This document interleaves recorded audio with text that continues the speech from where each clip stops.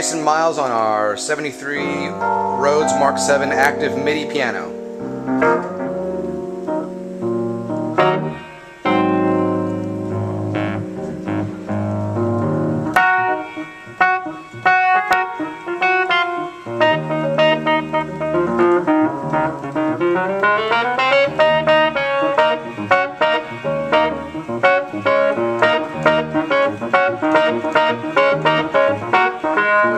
Of this beast. Well, I don't think it's. I think if it's although I played the 88 note stage piano, the 88 note suitcase piano at the Long Beach Jazz Festival the other day, and I started out where I never played it. You know, I mean, I had played it at a couple of spots. You know, like at the NAMM show, a little bit, and then I played it at a music store, but I never really had a chance to really play it. And like after the first tune, when I really started like settling into the thing, it was like, wow, I didn't even want to get up from playing it. I could have sat there another like 3 hours and just played the piano. Because one, it had all these interesting little things to it, like the filter sweep on it, and then how you control the delay, and the sound was coming at me like so full and amazing that as much as I love the old Rhodeses, you know, this thing was just like the next generation up. And unfortunately, or fortunately, to go and do that, you really need like a commitment to go and really make this instrument happen. And it seems like that's what you guys are doing, that you're really trying to take this thing up to the next step. And I keep on hearing all these amazing sounds and stuff that I could do with this.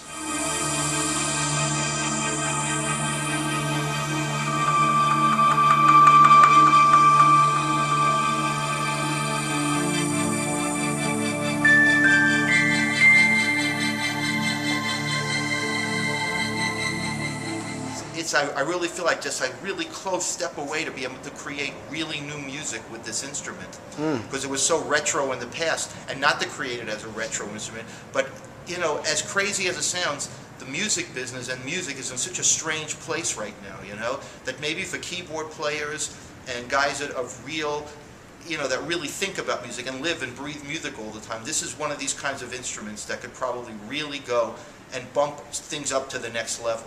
Because if you're not somebody that's really committed to an instrument as a player and as into keyboards, you know, you're not going to make this thing happen. But if you're one of those guys that really just keeps on thinking that, man, there's something out there for the next step, this could be an incredible instrument for the future for that.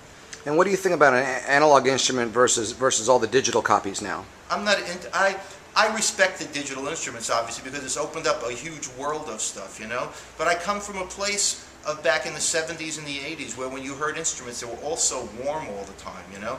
And no matter what I ever went through, from all the albums that I programmed synths on in the 80s, you know, to all my productions going into the 90s and now, it was always like getting a sound to me, a great sound, you know. And as time went on with digital instruments, the more that I heard, the more that I started backing away from them, you know. And because it wasn't giving me a sound that was making me warm. It was giving me a sound that was a great sound, but when I listened to it, it was digital. There was no doubt about it. And some people may not care, but I care because of my history and what I was able to come through over the last 35 years.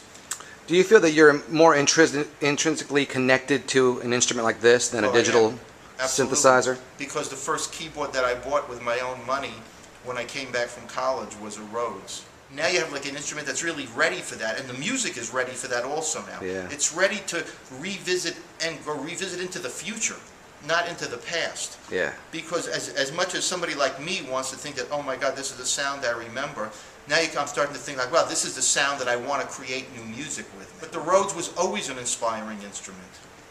You know, now I just think that you brought it up to a whole nother level of inspiration. I totally recommend it, I mean, because I think that it's going to be important because just the state of music. I've always stated to me, and I'm not ashamed to say it, that, you know, that there's a lot of people out there that are making music that are putting themselves on the level of the professional that aren't on the level of the professional. But the playing field is very even right now for a lot of people, where like you could get your distribution the same as I could get my distribution.